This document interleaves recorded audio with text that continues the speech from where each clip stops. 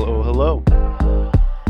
Today, we're talking about the Maladaptive Daydreaming Scale, the MDS 16, with guest Hilary. What the MDS 16 is, there are 16 scales. You rate yourself from never to extremely frequent.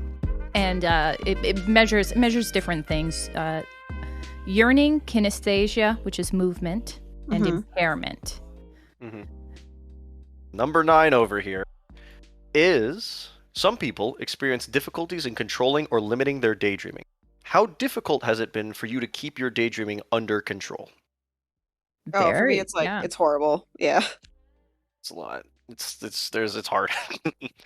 Oh my. At this point, I've just given up keeping it under control, and I've just decided to keep myself busy instead, and then kind of put it over there, and when it tries to bother me, I go do something else.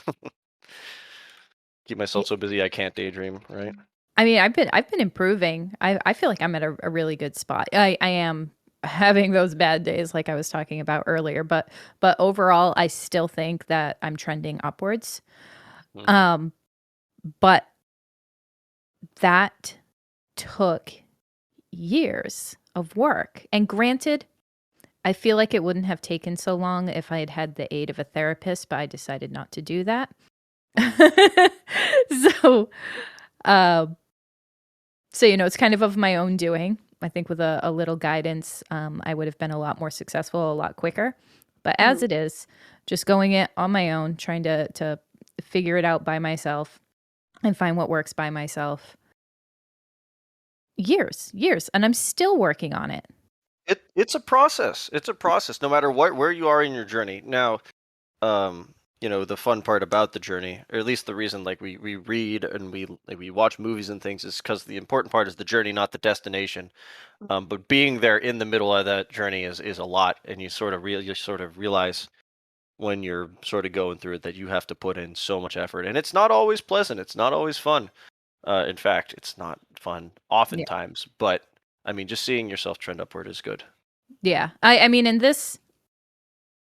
I'm saying the past 10 years, but this scale is only meant to measure like the last 30 days. The last 30 days, yeah, I've been in a rut. I've been having more bad days. So again, I'd rate it above half, but below extreme.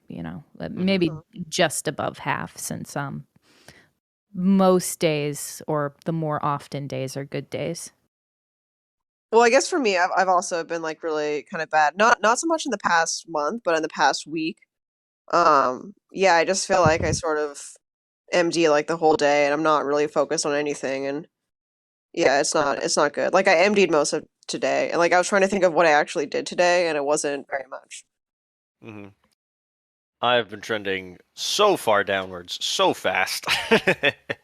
This week in particular has been incredibly bad. I actually, for the first time in 12 months, made a list of things that I need to get done so that I do well in my classes.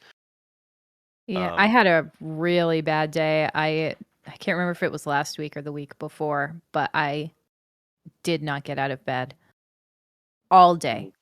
All day. I did not even take my son to school. Like, my son got the day off, and I just let him watch YouTube all day. That's the worst day I've had in a few years. Yeah, it's like you have those days, right?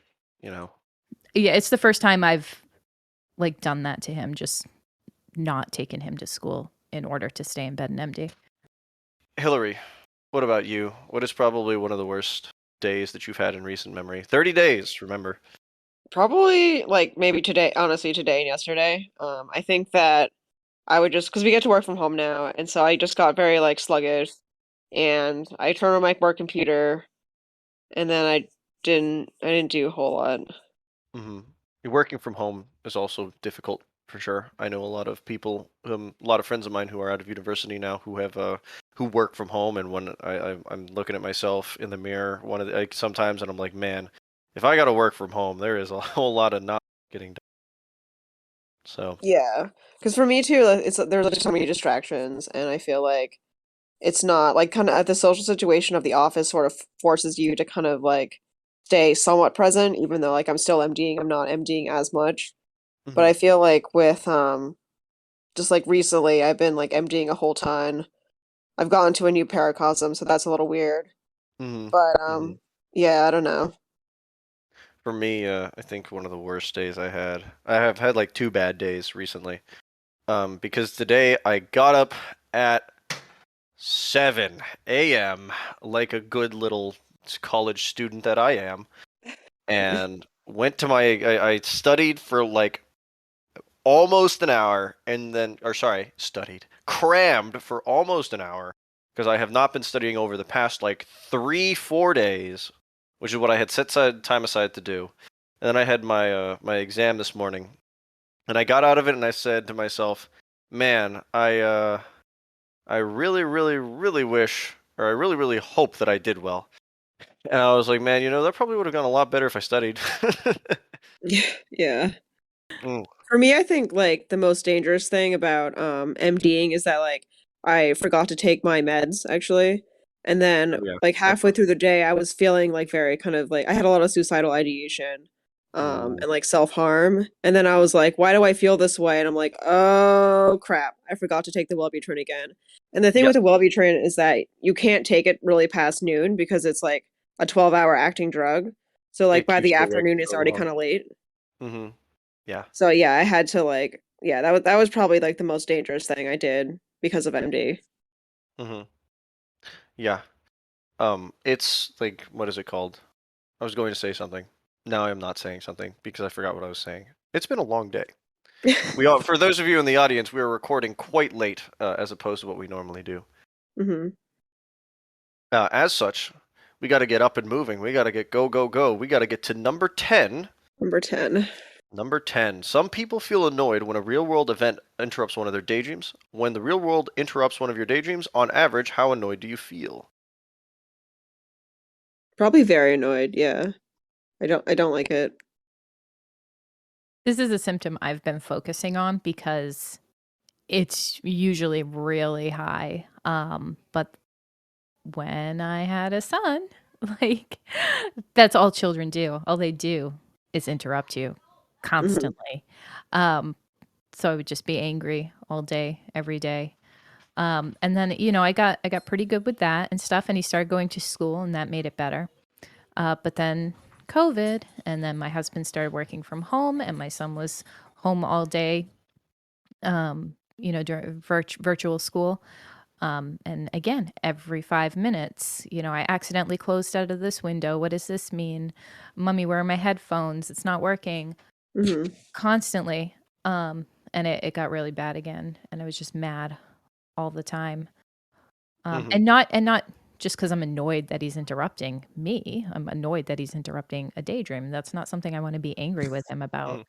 hmm Um, so yeah, it's a symptom I've been focusing on a lot. I feel like I've gotten better. I still get really annoyed sometimes, but yeah, well, it's not. I'd say that one's a 50-50. I am not at 0%, but it is fairly low. Mostly because if someone bothers me, I make a really loud squawking noise. Um, like if I go, huh?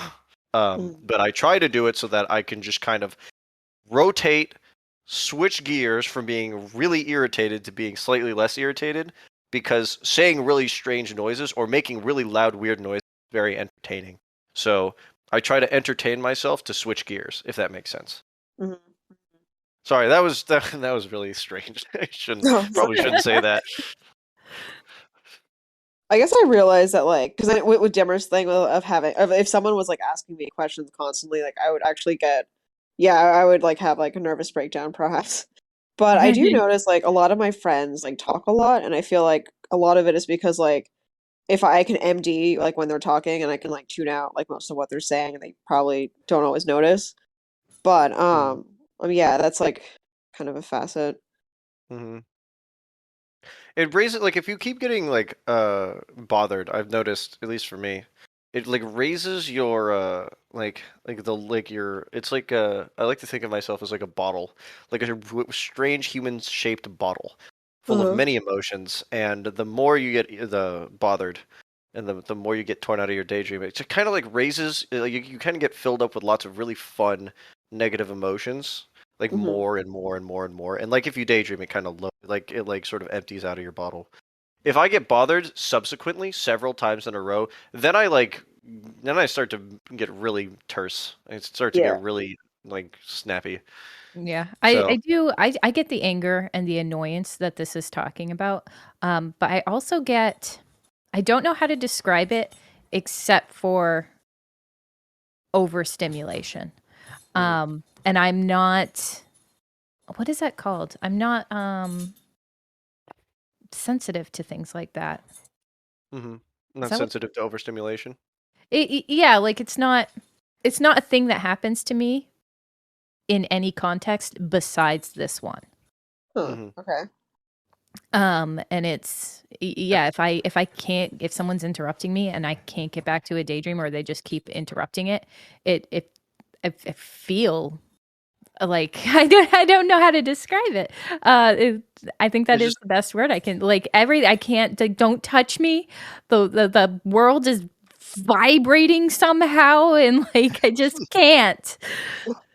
the world. You feel a lot more when you daydream. No, this isn't when I'm daydreaming. This is when somebody's interrupting me repeatedly. It's more than anger. Like, I do get angry, but I also get this weird, like, I can't. It's like you're moving from one plane of existence to another. You're being ripped through the time-space continuum, and now you're here. Yeah, it's That- really, it's I hope someone in the audience can relate to what I'm saying. Like, if you're on YouTube, tell me in the comments. Leave a comment, like, subscribe, Yeah. share, comment. If you're on Spotify, if you're listening on Spotify or something, just go to YouTube. You don't have to listen to the podcast again. Just comment things. Because, like, just Spotify, tell put it on me that playlist. I am not the only one this happens to. For those of you on Spotify, make sure to put it on a playlist. Name it your favorite MD podcast. With lots of heart emojis, please.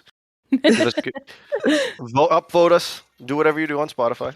I Listen know, there. I know it sounds like I'm shilling for like give us comments because it helps us I'm shilling. I'm boost the actively numbers, but shilling like I for don't you. care. Yeah, I don't even care about that. You know what? Gmail me or email me. I don't care about the numbers. I just want to know. Dimmer, you don't need to shill. I'll do it for you. I'll do all the heavy lifting. Yeah. No. But yeah, if you have something to say, make sure to comment it. If you don't, I mean, hey, it's fine if you just listening. Yeah. What were we talking about? That was number 10, right? I think that was I number think 10. so, yeah. Awesome. Uh, this is our third page. We've gotten to the third page for those of you following along. We are on number 11. Some people have the experience of their daydreaming interfering with their academic occupational success. Oh boy, or personal achievements. How much does your daydreaming interfere with your academic or occupational success? Uh, lots and lots and lots and Yeah, lots. it's definitely same. Yeah, it's all over the place, man. I think this is a weird one for me because they're all tied together. Well, I guess academic isn't, but I've been out of university for a long time, so it did interfere, but that was, 20 years ago.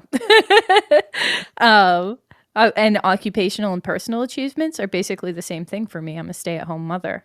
hmm Hmm. Okay, so for Mhm. those of you in the audience, you have three perspectives. So you have three faces. One, I'm your first face. I'm your academic success because I'm currently in university.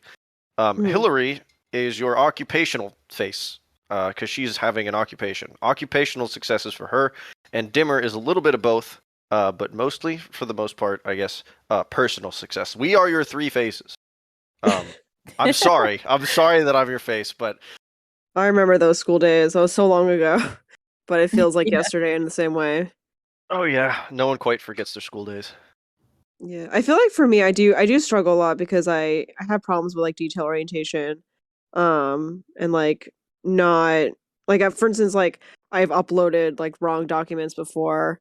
I make like I used to make like a lot of mistakes. This was actually before the Wellbutrin, but I used to make like a lot of like very simple and kind of silly mistakes at work, so it was getting me in trouble a bit. But yeah, so I do think the MD like doesn't help my professional success. I feel like even though like I'm in a good place right now, I always have this thing that like there's like inner voice that says that I could be doing better, but I guess I don't know. Maybe everyone has that. And then Dimmer, you already went over your sort of personal success, or do you have anything else you want to talk about it in particular? Because oh boy. Yeah. Um, I it took a long time to find something like the podcast. Like everybody says, find a hobby that will help you, but it's really hard to find one that has staying power. Like I've had 1,000 hobbies and none of them ever stuck for more than a couple of months. Mhm. Until I started, doing things in the maladaptive daydreaming community, and that finally that finally clicked. So usually it would interfere, but and sometimes it still does. I don't I don't always check my moderation cues as often as I should and stuff, but it's all volunteer work. It's a Mhm. hobby, not a job. Mhm. Or And it's a process. yeah, Like, so a little bit and stuff. And then as far as like, cause my, uh, being a stay-at-home parent, the division of labor in our household, I'm in charge of the house, and it's definitely Mhm. not. I mean, I haven't swept my kitchen floor in like 3 days. Mhm. Like it's not where it should be. Mhm. Especially since this is like my job. Um, if I were getting paid to do this, I'd be fired. Mhm. Well, 3 days is better than a week, or my apartment where it's like a month. Sorry, like 2 weeks maybe. Time is relative, yeah. relative. So I can't think very hard about time. I don't know when we swept it. It's not that bad yet, probably. Could we do like a podcast theme about like in the future and an episode on the podcast about hobbies and like different hobbies that you try to do to curb the MD? And it just didn't work. Oh, Yeah. we totally should, yeah.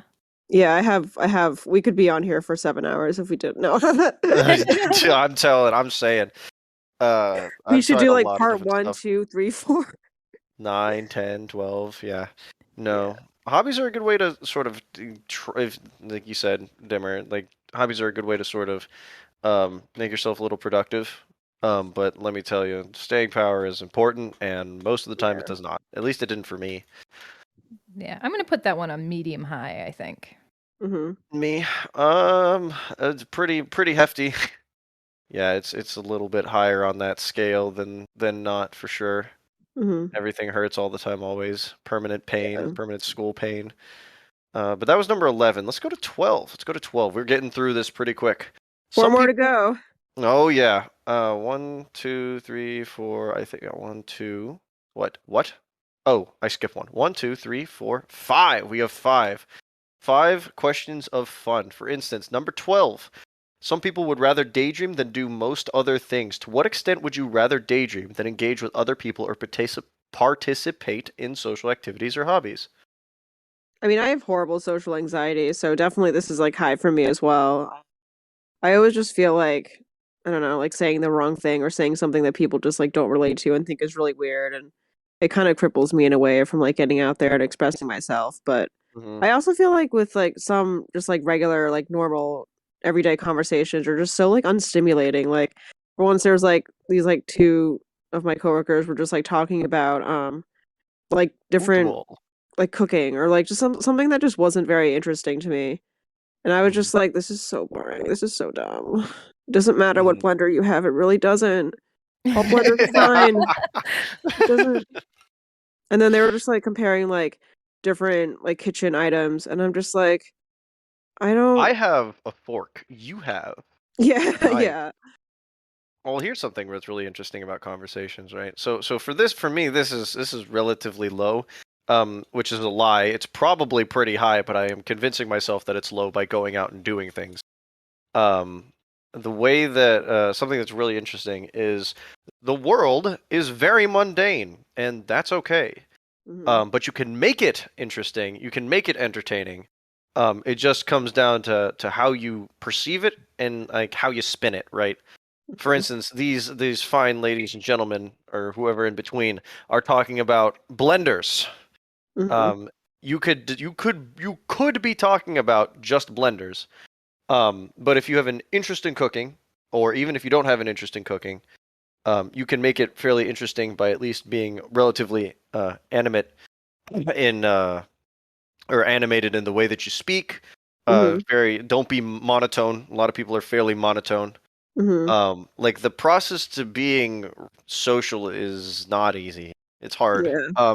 But there's, it's not like bad that the world's mundane. And I mention this because if you like go out and meet a lot of people, you'll meet what I call the same person over and over and over, which is to say that like there's a bunch of different people in the world, but a lot of them feel super similar. Yeah, definitely. And I don't know. Is the world really mundane? Because I don't think it is. I think our problem is a lack of realistic expectations. It's a lack of appreciation for what is, because it's compared to a ridiculous fantasy. The world, it isn't gray and mundane and stupid. You just, not you, not you, like the royal you. We have just not spent enough time in it to bother appreciating it, and I think that will come with time as you reacclimate to your surroundings. Mhm. Well, it's like that's how you spin it, right? It's like we're not in this magical fantasy world with like mages and dragons and all of this fun stuff. We're not in like a cyberpunk world yet, where we can augment our bodies and all of this stuff, and that's okay. Mundane is not bad. And mundane, I guess, like if I were to look up the definition of mundane, I suppose you could. Hold on, give me 1 second. We're gonna go, Yeah, let's type. I would say people feel like that it has a negative connotation, even though it probably actually doesn't. Mm-hmm.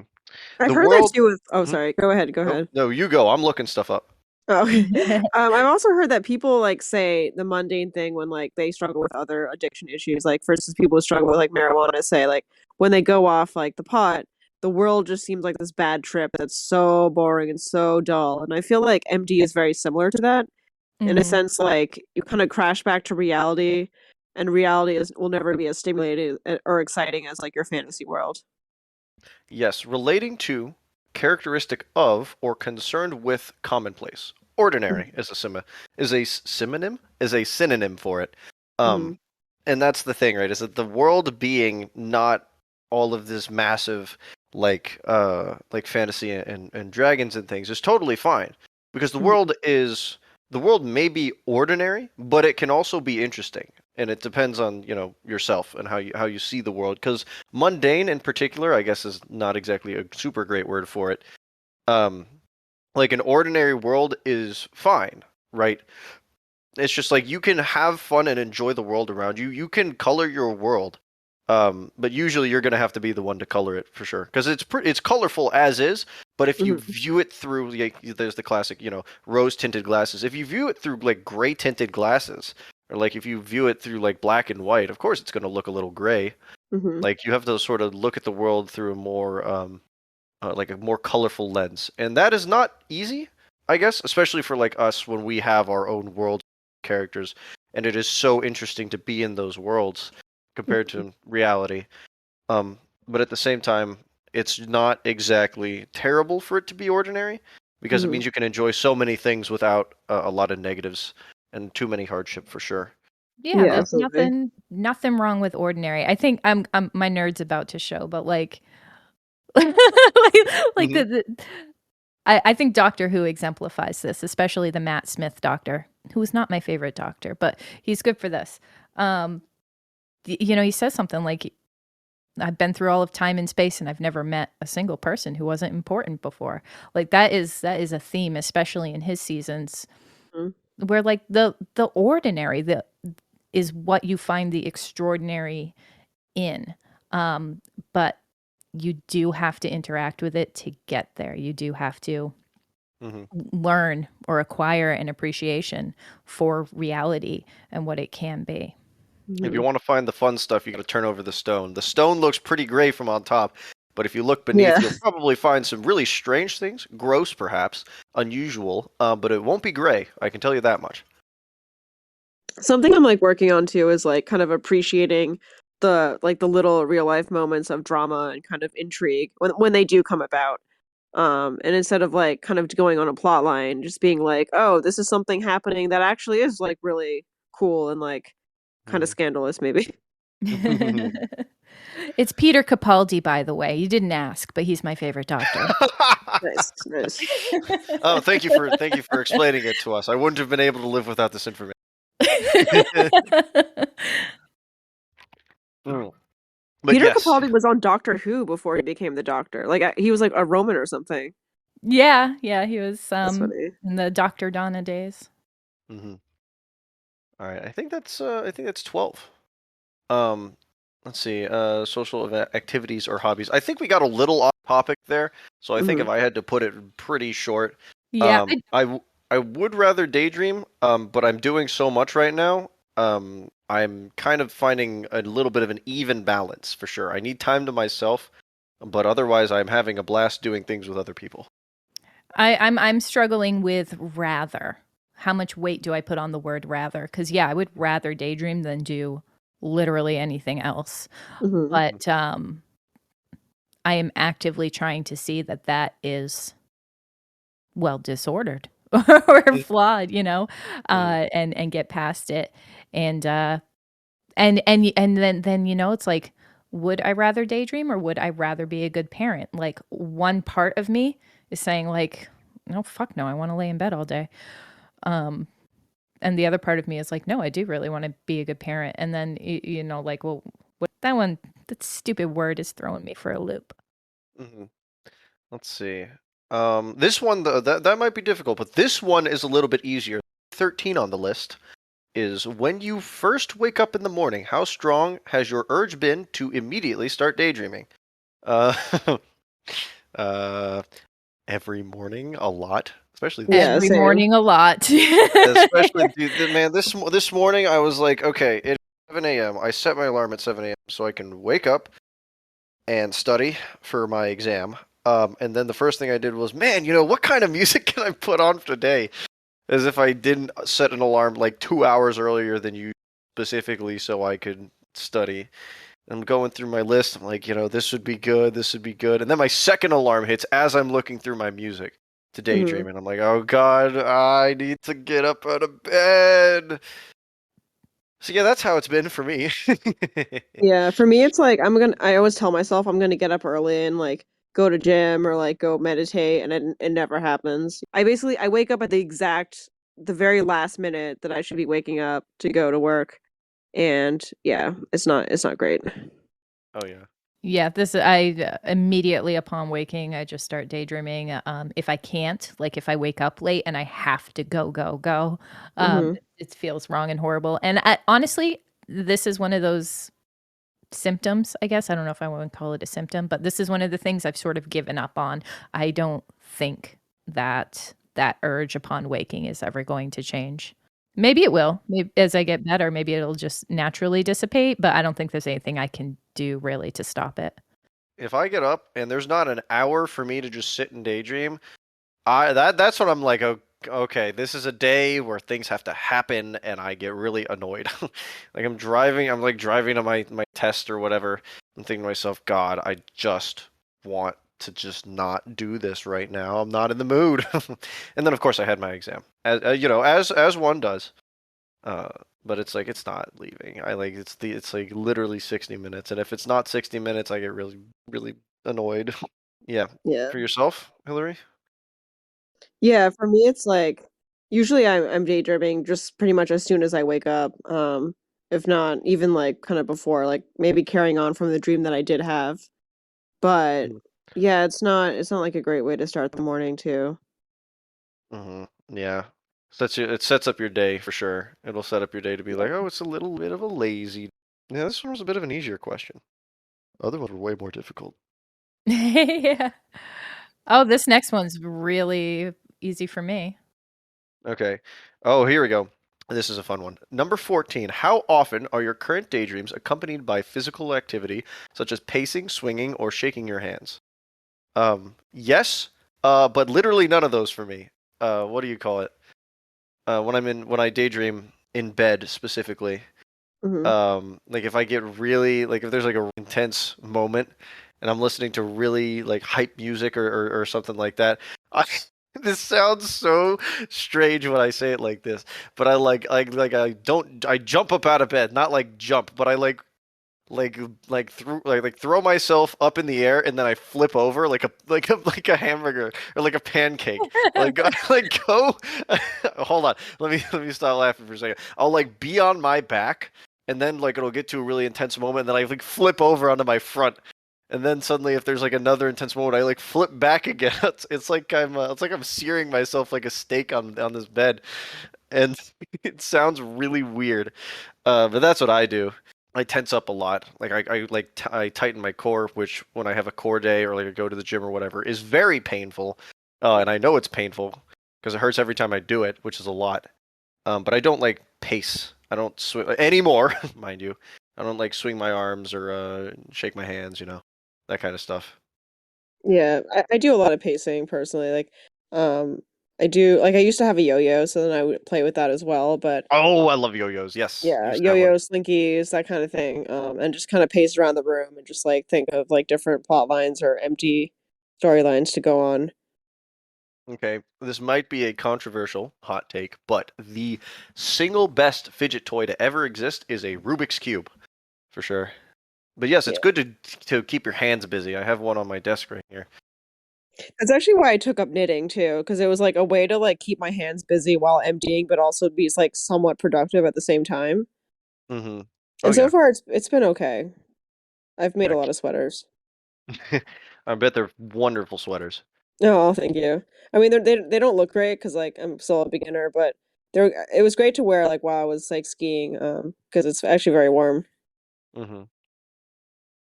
I don't have any repetitive movements, so this one is a never for me.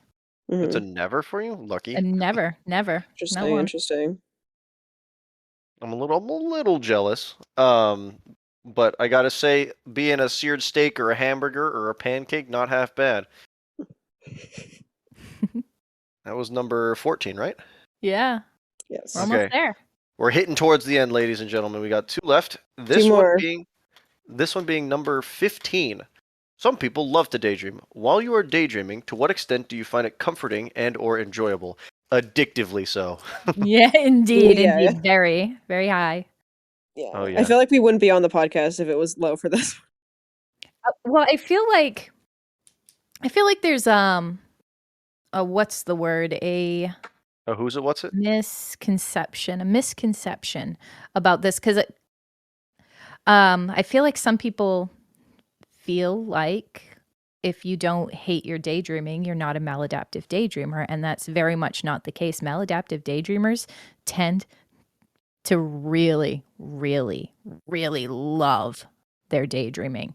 Hmm. They don't like the maladaptive effects. They don't like the shame and the guilt and the time and the loss of control and the Hmm. pain. And, that's what they don't like. The daydream itself, they like. Otherwise, you wouldn't be addicted to it. Right, Hmm. of course. And it's really kind of like it's like little grabby hands that kind of like pull you away. And they're very, very good at their job, let me tell you. But yes, it is very comforting, enjoyable. This is about the only pretty pretty high up on the scale on. I can't think of anything I hate about daydreaming, at least while I'm daydreaming. But that's what they're Yeah, Yeah. asking, right? Yeah. While you are daydreaming, how much do you enjoy it? And the answer is yes, I a do lot. very Even much. when it's It's the bad, best. even when, because I daydream a lot of violent, screwed up stuff. Yeah, Hmm. I still love it. The more I love a character, the more they are going to suffer. Oh my god, dude! It's oh my, I love and it's for me it's the crafting characters like in the moment, like Hmm. as it's going forward. Like you don't know anything about these characters until the moment it happens, and you're like, oh, ho, ho. Sorry, I'm getting off track again. That That's yeah, Oh, right. the yeah, answer. if something good happens to a character, the other shoe is gonna drop. Like, "Oh, you're just reunited with your long lost brother. He has That's cancer." not gonna that's not gonna last. No, for me, like MD is like better than any other like psychoactive or like recreational drug that I've like ever tried. Like, I don't know if this is like TMI or so, but I mean, I've done like coke and stuff, and I've done like mushrooms and like LSD, but I still think MD just beats it all. It's so strange, isn't it? It's like I Mhm. have a friend. I have lots of friends who enjoy like anime and Hmm. like manga and like I watch movies every single day in my mind's eye, and none of whatever you're showing me compares. Yeah. It's just there's nothing quite like it. No, no. It's like the best drug, but also the worst because like it's free, and so like It's like you can't run from it. It's like, okay, so yeah. maybe so maybe you are like for instance like alcohol or Hmm. like a tobacco or something. It's like you have to go out and buy that. Like Hmm. could you imagine going out and like buying your addiction rather than just having it right next to you all the time, always, forever, and you can't run from it? Yeah. I have Oh my one god, addict. yeah. I Ugh, can't even imagine how much money I would spend on daydreaming. dude, it would be Yeah. I'd be broke for permanently. Like Yeah, I just to be would done never for. have money. It's bad. Yeah, But for sure. yes, I like numbers. No numbers here, but the answer is we all very much do over here. Which I guess leads us to number 16, the last one. Some people find it hard to maintain their daydreaming when they are not listening to music. To what extent is your daydreaming dependent on continued listening to music? Hmm. For me, no, because like I guess I had a lot of practice when I was younger, daydreaming like in my bed when I was supposed to be sleeping. So I Hmm. feel like music is always great to have, but at the same time, it isn't a total necessity. Hmm.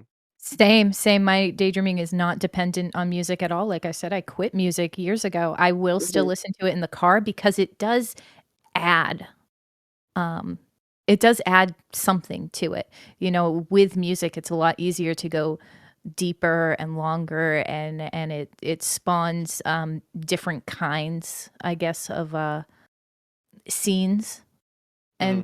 and stuff, and it just makes them feel different as well. So yeah, listening enhances, but I'm 1,000% not dependent on it. Hmm. Yeah. For me, it's really high. Like the moment that I hear some music that I end up vibing to is immediately the moment that's the end of it. That's like there's Yeah, no but returning.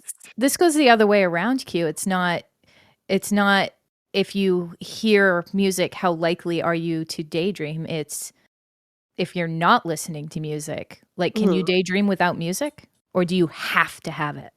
I do not need to have music, which is why it's not all the way to the totally dependent. But let me tell you, like it's just that the music's the moment, like music's the skeleton key, right? Because it's like doing like different things in reality, or like foods, or going different places, or doing different things, or like sort of like crack open certain doors. But the moment you turn on music, right, skeleton keys open. You've found the golden city of El Dorado, and you ain't ever coming back. Like it's just that's how it is for me specifically, right? Mine's very dependent on music, not totally, but very. Hmm. Hmm. Um, and I'll tell you two things. One, as someone who is not totally dependent but very dependent on music, um, it gets very hard to do things, especially like with people, when going out in social situations.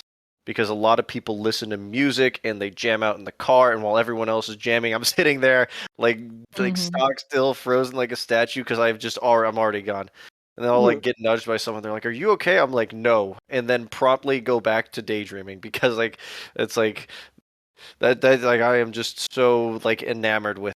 And it's everywhere, man. It's everywhere. My husband sings to the radio in the car, and I'm like, "Oh my god, This is a shut up, you're ruining Oh, it." oh, this is I the thought I was the only one. My problem. mom sings along, and I'm just like, please stop. I can't do this right now. Like, do not sing Yeah, because it yeah, ruins the whole it song for really me. upsets me. Yeah, dude, I can't. That's why I like the moment somebody like starts singing, I like start to like vibrate. I get really annoyed. It's very frustrating because it's like we literally have the perfect song, the Yeah. one song on the radio that I would actually like to listen to for Hmm. this, and you've made it not whatever it should have been. It could have. One time I was like really passive aggressive. I was like, maybe we could just listen to the singer singing and like just let her do the singing for now. Because yeah. Did Oh you my guys, god. was I the only one who kept track of my score?